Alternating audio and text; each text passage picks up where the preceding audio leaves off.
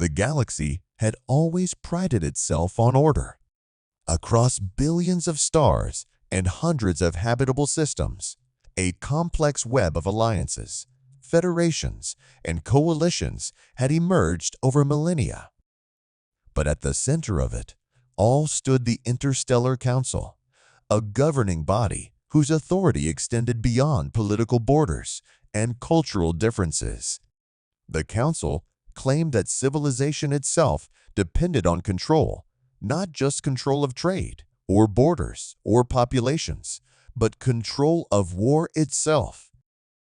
Conflict, the Council decreed, was a science, and science must be regulated. There could be no improvisation, no deviation from the known and tested.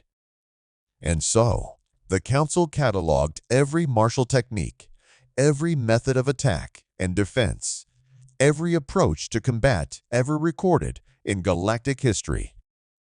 From the simplest hand-to-hand maneuver to the most complex energy-based battle arts, everything had a place in the archives.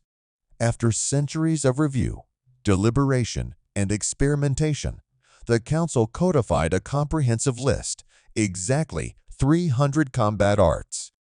These were the only techniques allowed to be taught, studied, or executed.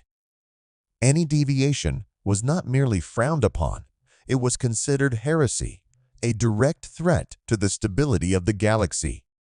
Soldiers caught using unsanctioned moves were imprisoned, exiled, or, in extreme cases, executed. The message was simple. Uniformity was safety, innovation was chaos, and chaos was unacceptable. The Council had reasons for such strict measures.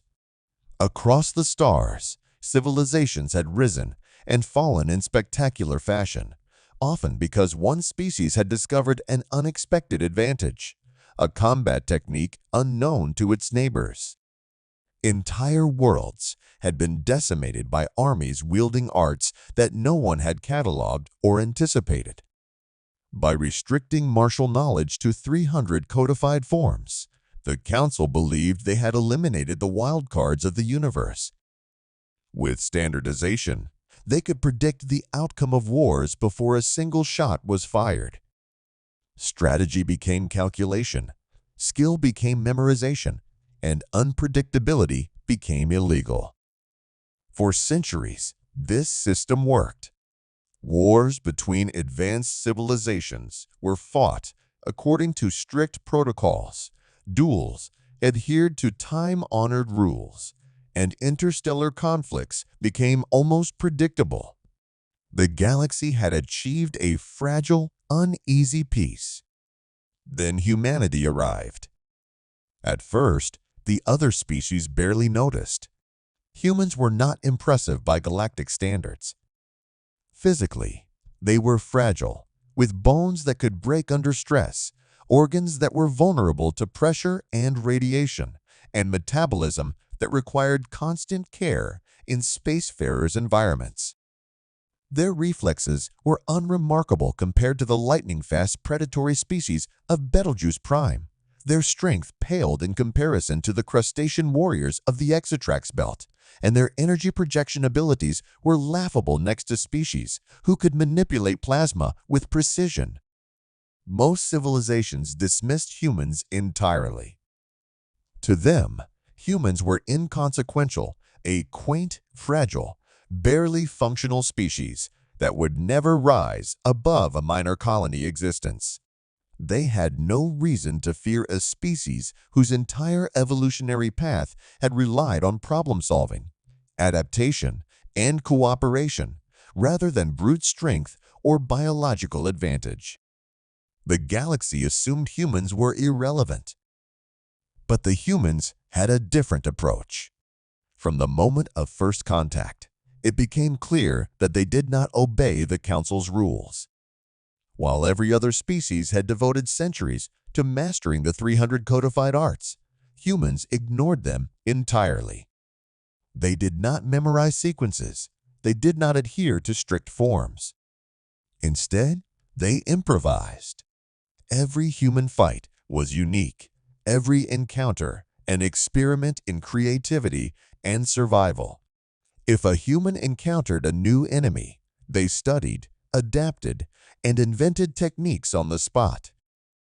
If a weapon jammed, they turned the environment itself into a weapon. If they fell, they twisted, rolled, and redirected momentum to strike back. In short, humans refused to be constrained by the laws of tradition or expectation. It was both infuriating and terrifying to the other species. When a human soldier faced a trained officer of the Interstellar Council, the outcome often defied logic. Enemies would anticipate a standard sequence of attacks, only to find humans moving in impossible angles, attacking from directions that seemed nonsensical, and using energy in ways that violated every principle the Council had taught. No database could predict human methods. No simulation could anticipate them. The humans' unpredictability became their greatest weapon. The first documented incident occurred in a remote sector near the Draxus Belt. A team of 4 Zerithian enforcers, masters of the 73 RD combat, art a precise and deadly method of plasma blade manipulation, intercepted a small human scouting unit. They expected an easy victory. They had trained for centuries in the 73 RD art, and the humans had no known energy manipulation capabilities. But the humans did not behave as expected. One human, a scout named Elias Tran, dodged with fluid, unpredictable movements, his limbs moving in sequences that seemed improvised, yet perfectly effective.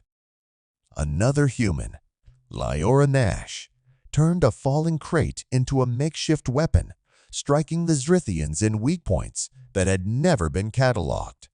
Within moments, 3 of the enforcers were incapacitated, and the 4th barely escaped with his life. When reports reached the Council, there was disbelief. No species had ever deviated so radically from the codified arts. Scholars attempted to explain it as luck, or perhaps primitive instinct, but repeated encounters proved otherwise. Every human unit, in every system, displayed the same terrifying trait. They fought as if the universe itself was unconstrained, bending to their will, and exploiting weaknesses no one else had ever considered. By the time the Council truly recognized the scope of the problem, humanity had begun to spread. Colonies across dozens of star systems trained not in the Council's restricted arts, but in arts of their own invention. Techniques emerged from necessity, observation, and sheer creative ingenuity. One human fighting style might use gravity manipulation in microenvironments, while another relied on centrifugal momentum to generate strikes powerful enough to break armored exosuits. Each encounter led to new arts being created, refined, and passed down. The galaxy, once so certain of order, had no defense against the humans' unorthodox methods. The Council's archives, once considered infallible, were now inadequate. Humans did not merely ignore rules, they invented entirely new rules of combat. And, as the Council would soon learn, this was only the beginning. The first true shock came in the Draxus Belt, a dense asteroid cluster that had long served as a quiet corridor for interstellar trade and exploration. To most species, it was a backwater, a place where starships drifted between mining stations and occasional pirate outposts. For the humans, however, it would become the stage for their first undeniable demonstration of ingenuity, an exhibition that would send ripples across the galaxy and shake the foundations of the Interstellar Council's authority. A small human reconnaissance unit, consisting of 4 scouts, was dispatched to survey the Draxus Belt for potential mineral deposits. They were lightly armed, accustomed to relying on stealth, strategy, and adaptability rather than raw firepower. Their mission was simple: observe, record, and report. They had no idea that the Council's enforcers, the Zrithians, had already detected their presence and dispatched a squad of 4 masters from the 73 RD combat art, a lethal martial discipline honed over centuries and considered one of the galaxy's most precise forms of energy-based warfare. The Zrithians approached with confidence. They had been trained for decades to anticipate movement, to predict their opponent's next strike with near-perfect accuracy. They were confident that the humans, this fragile, inexperienced species, would be easily overwhelmed. The first confrontation, they believed, would be a formality. From the moment the humans saw the enforcers descend, the patterns of battle began to diverge from every known principle. Elias Tran, the human leader, moved with a fluidity that seemed almost unnatural. Where the Zrithians expected linear attacks and defensive postures, Tran twisted, spun, and redirected momentum with a creativity that defied every rule in their training manuals. The Zrithians struck in anticipation of standard sequences, only to find themselves narrowly avoiding unexpected blows. But it was Lyora Nash, another human scout, who truly stunned the Council's observers. When a falling asteroid fragment threatened to crush her, she used it as a weapon, hurling it at the nearest Zrithian with precise timing. The fragment struck an energy barrier at an angle the enforcers had never defended against, shattering the shield and leaving the target vulnerable. Within seconds, Nash had incapacitated one of the Zrithians, using nothing more than the environment and quick thinking. The remaining Zrithians attempted to recalibrate. They relied on their centuries of experience, their training in the codified 73 RD art, and the meticulous strategies passed down through generations. Yet every attempt to adapt was countered by humans, inventing entirely new moves in the moment. One scout would leap from a rock formation, redirecting kinetic energy from her jump into a devastating strike. Another would grab debris, twist it into an impromptu weapon, and execute a maneuver that no Zrithian had ever seen or theorized possible. Within minutes, 3 enforcers lay immobilized, their energy blades shattered, their defenses useless. The 4th barely managed to escape, retreating into the asteroid cluster with a mix of terror and disbelief. The humans had not merely survived, they had dominated. And they had done so by bending the rules of combat that had governed the galaxy for centuries. Word of the encounter spread faster than light across interstellar communication networks. Scholars, strategists, and generals from every corner of the galaxy were forced to acknowledge an uncomfortable reality. Humans were unpredictable. They did not rely on the Council's rigid, codified arts. They invented new combat techniques spontaneously, adapting to each situation in ways no other species could. The predictable, controlled war that the Council had relied upon for millennia was suddenly obsolete. Colonies across human-controlled systems began to take notice. Small groups of settlers, miners, and explorers realized that they were not bound by the 300 restricted arts. In hidden facilities, they began experimenting, combining physical combat with energy manipulation, improvising techniques based on instinct, observation, and ingenuity. One human might devise a maneuver that used centrifugal force to amplify the impact of a punch, while another discovered a way to redirect laser fire using reflective surfaces. Each experiment, each skirmish, produced new combat arts, sometimes dozens at a time. The galaxy, meanwhile, watched in disbelief. Analysts attempted to classify these new techniques, but humans were always a step ahead. They refused to be predictable, their creativity defying every statistical model and historical precedent. One commentator from the Andronis system noted, "It is not strength or technology that makes them formidable. It is imagination itself. They are rewriting the laws of battle." Even within the Interstellar Council, panic began to spread. For centuries, the Council had relied on control and predictability to maintain peace. Every system had accepted the 300 codified arts as the universal standard.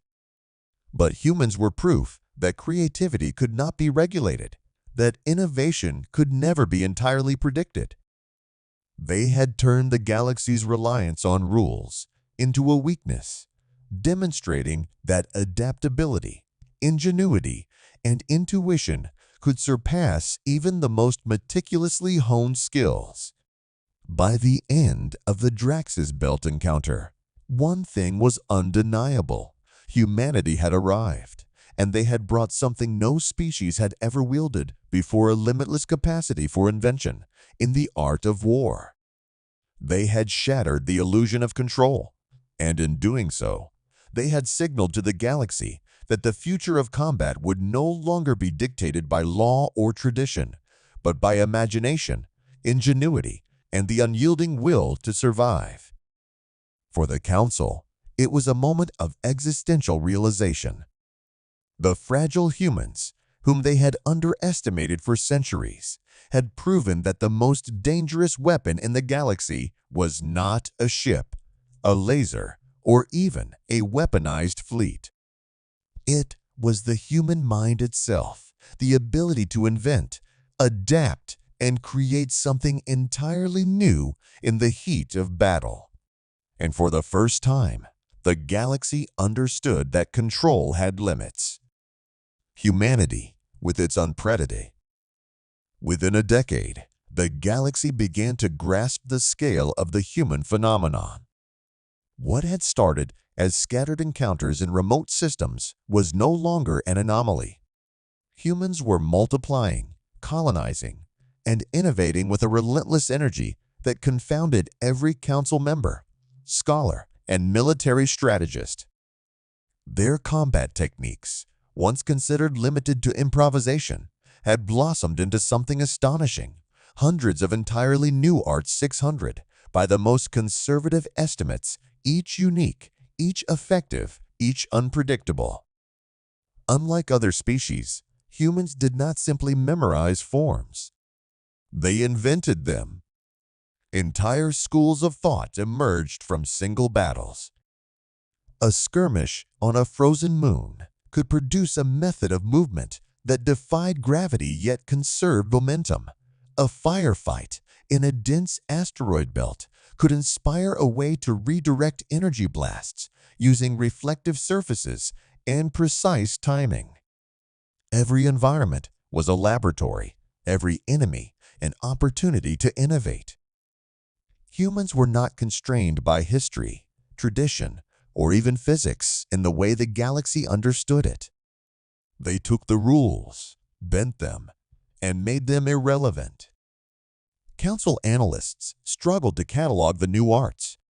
They attempted to create simulations, feeding every known variable into their predictive models. But humans were always one step ahead. For every simulation run, humans invented a countermove that had never been theorized. Attempts to trap them in controlled training scenarios failed spectacularly. A human soldier might combine a grappling technique with an improvised energy redirection, then immediately transition into a completely different style based on instinct, intuition, and situational awareness.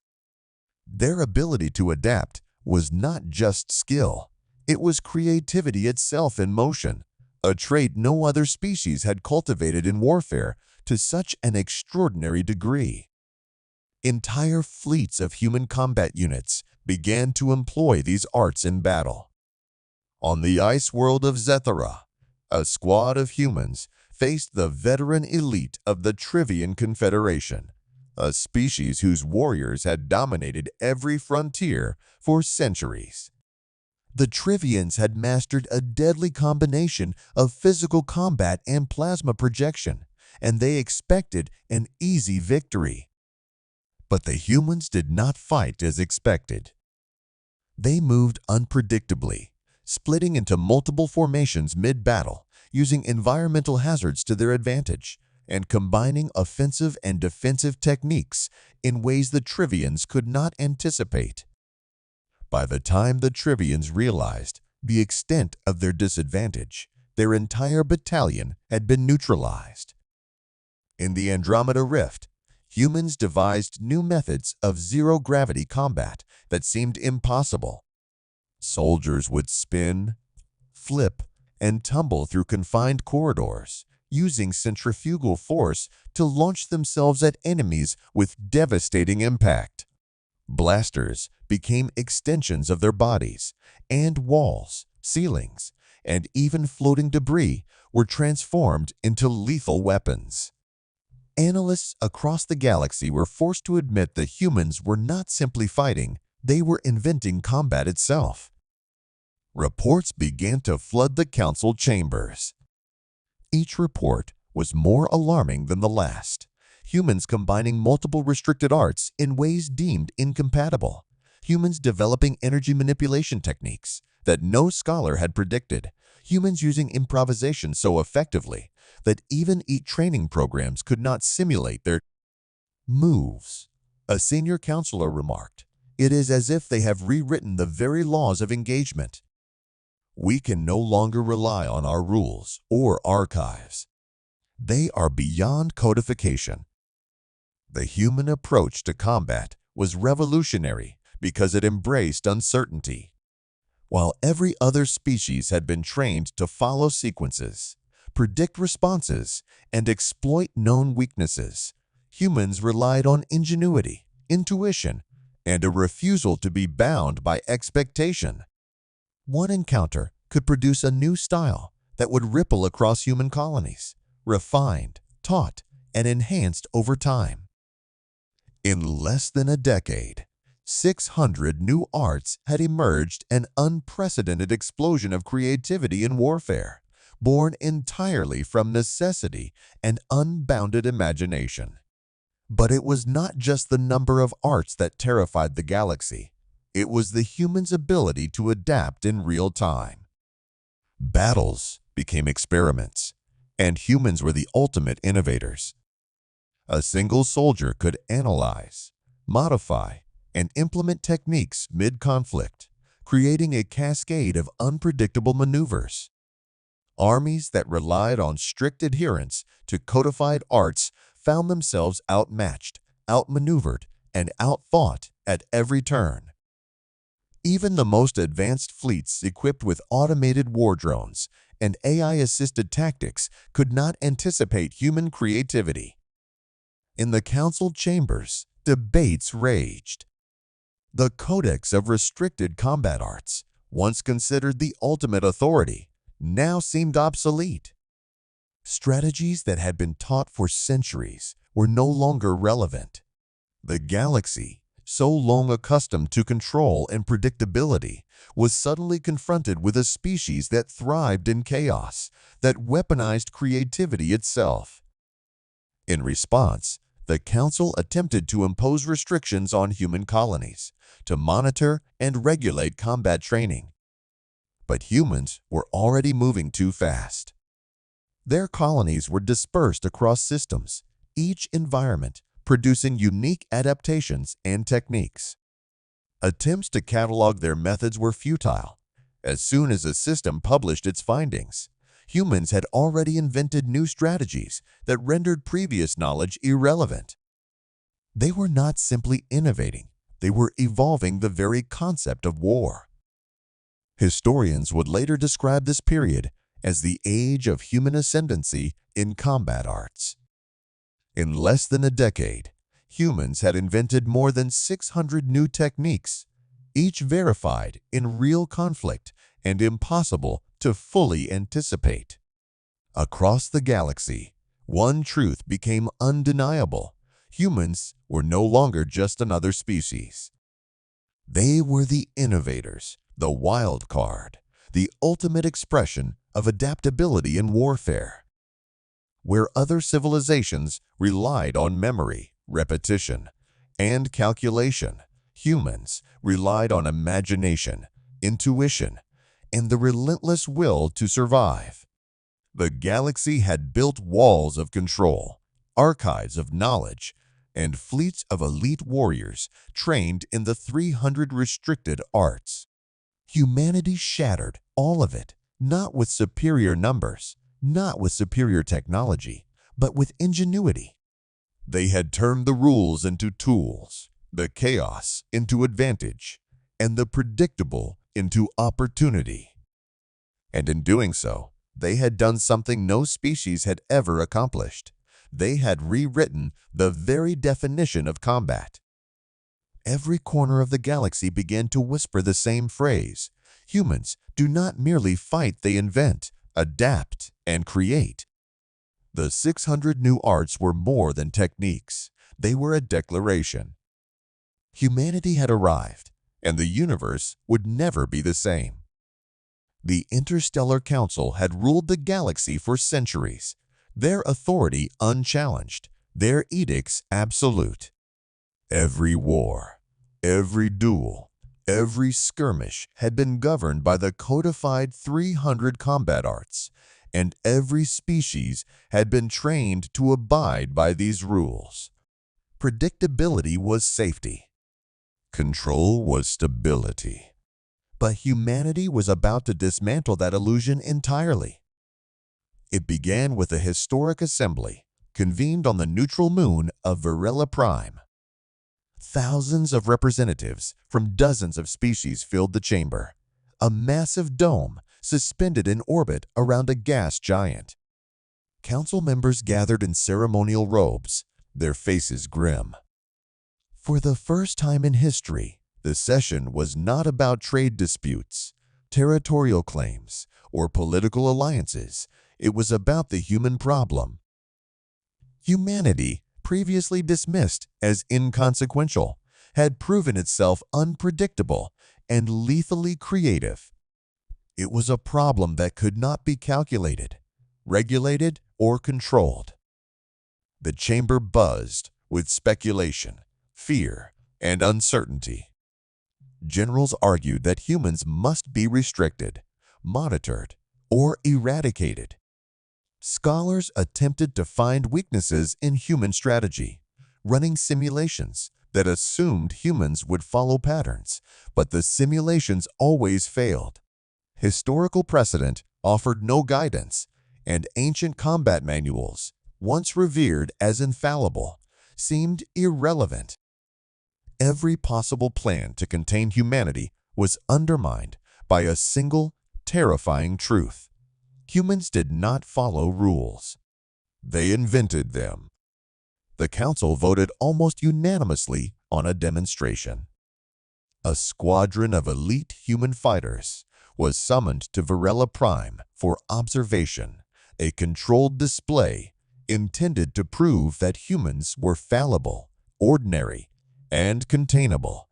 The galaxy watched with bated breath, expecting a brief performance before the humans were subdued. What occurred instead would be etched into history as the day predictability died. The humans arrived in a convoy of light, sleek ships, their numbers small but their presence imposing.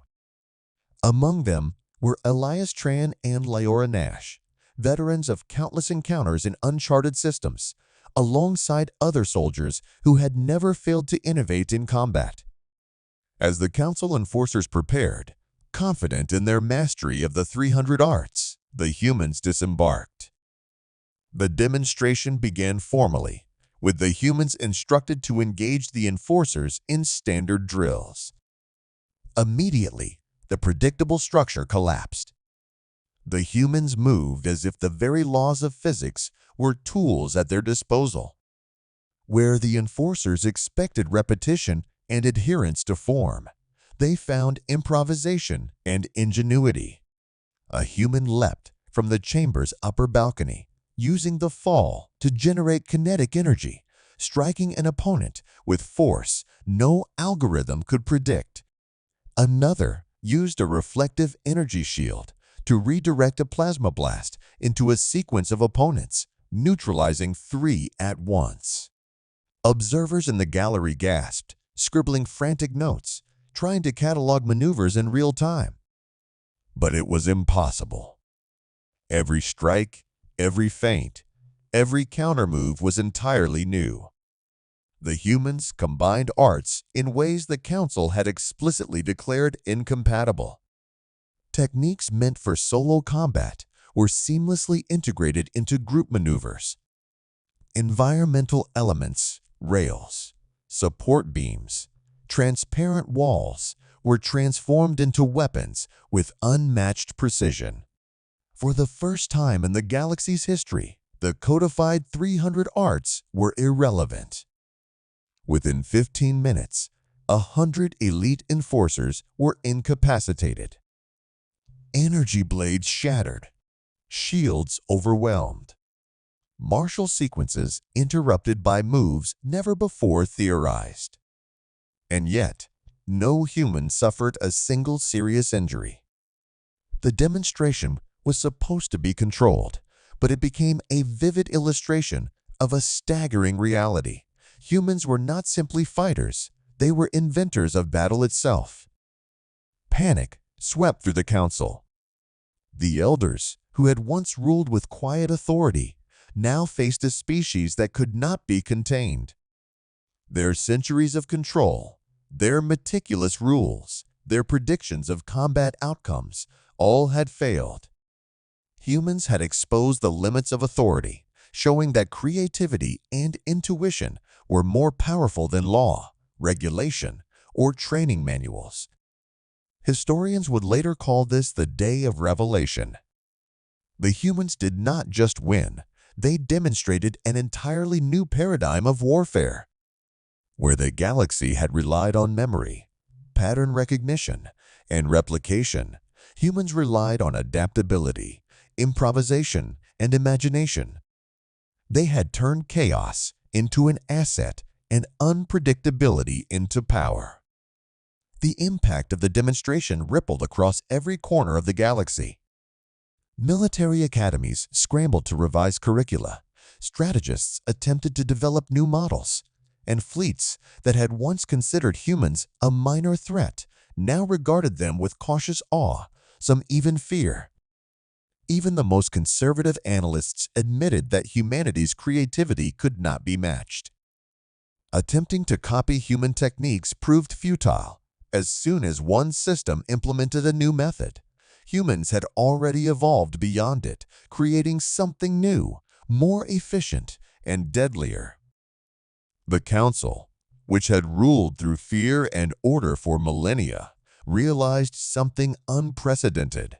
The very foundations of galactic authority were unstable. Control could no longer be maintained through regulation. Predictability was no longer a guarantee. And most terrifying of all, humans had not even begun to reach the limits of their innovation. From that day forward, humanity was no longer seen as a fragile, inconsequential species. They were a force of invention, a living testament to the power of creativity in conflict. Entire fleets, entire academies, entire species were forced to reevaluate everything they thought they knew about warfare. Humans had rewritten the rules, not by defying them with technology or brute force, but by defying them with imagination and adaptability. In the council chambers of Virella Prime, a simple, undeniable truth was whispered among leaders and generals alike. Humanity was unstoppable. Not because of numbers, not because of strength, but because humans had mastered the ultimate art of war, the art of invention. The galaxy had underestimated them for centuries, and that miscalculation would echo across the stars for generations to come. Humans did not merely fight, they transformed the very meaning of combat. And in doing so, they had ensured that the Interstellar Council, for all its authority, would never again control the narrative of war. After the demonstration on Varela Prime, the galaxy could no longer deny the truth. Humans were no longer a minor species, a fragile curiosity, or an overlooked colonizer. They had become a force that transcended every prediction, every rule, and every model the Interstellar Council had relied upon for millennia. Where others relied on repetition, memorization, and codification, humans relied on something far more dangerous to their opponents: creativity, adaptability, and an indomitable will to survive. Every corner of the galaxy now whispered the same truth. Military strategists, scholars, and even rulers who had once dismissed humanity as weak were forced to reassess their assumptions. Humans did not merely fight, they redefined the very concept of combat. Across distant star systems, accounts of human ingenuity began to spread like wildfire. On the desert world of Zaran, colonists turned an abandoned mining facility into a battleground, using shifting sandstorms and unstable tunnels as weapons. A single squad of humans turned the environment itself into a tactical advantage, neutralizing a platoon of heavily armed mercenaries with a combination of unconventional strikes, improvised energy manipulation, and coordinated misdirection. In the low-gravity moons of Sarath Prime, humans developed aerial combat techniques that no other species could replicate. Soldiers spun, leapt, and redirected momentum mid-air, combining physical agility with energy projectiles in unpredictable arcs. Fleet commanders attempted to replicate these methods, only to find their troops consistently outmaneuvered. Humans were inventing combat in real time, improvising not just for survival, but for mastery. Each encounter, no matter how small, produced new techniques, new strategies, new arts that were immediately applied and refined. 600 new combat arts were just the beginning. Humans learned, adapted, and evolved faster than the galaxy could comprehend. Entire colonies became incubators for innovation. A firefight on one world could yield a new style of zero-gravity movement. A duel in a dense urban environment could inspire an entirely new method of energy redirection. Humans were building an evolving library of combat techniques, not from rules, but from experience, observation, and boundless imagination. The Interstellar Council, once absolute in its authority, now faced an uncomfortable truth: the universe could not be controlled by regulation. The 300 restricted combat arts, codified over centuries, were no longer relevant. Entire fleets and battalions trained in those arts found themselves outmatched by humans who combined the old with the new, creating strategies that defied prediction. Every battle was a lesson, every encounter an experiment, every human soldier a creative force. The predictable galaxy had given way to a dynamic, evolving battlefield, and humanity was at its center. It wasn't just skill that made humans formidable, it was their mindset. Whereas other species were bound by tradition, humans thrived in chaos. They welcomed unpredictability, adapted to the unexpected, and weaponized creativity itself. A human soldier could analyze, modify, and implement new techniques mid-conflict, turning every disadvantage into opportunity. Where the galaxy had relied on control, humans relied on ingenuity. Where the galaxy sought safety in predictability, humans thrived in uncertainty. Over time, humans became the standard against which all combat was measured. Generals studied their methods, academies attempted to simulate their adaptability, and even AI-driven war machines were recalibrated to mimic human improvisation. Yet humans were always one step ahead. For every technique copied or countered, they had already invented another, more efficient, more unpredictable, more devastating. The galaxy learned a humbling lesson. Innovation cannot be legislated, creativity cannot be predicted, and the mind of a human could outmatch the might of entire fleets. Legends began to spread. Stories of lone humans facing squads of elite warriors and emerging victorious became commonplace. Humans turning the terrain of alien worlds into lethal advantages became a familiar theme. And everywhere, the same lesson echoed. Humans do not fight according to rules, they invent the rules as they go, bending the universe itself to their will. 600 new combat arts had emerged, and each one was a testament to the limitless power of imagination applied to survival and victory. By the time historians documented the first 100 years of human expansion, it was clear that humanity had irrevocably altered the course of galactic warfare.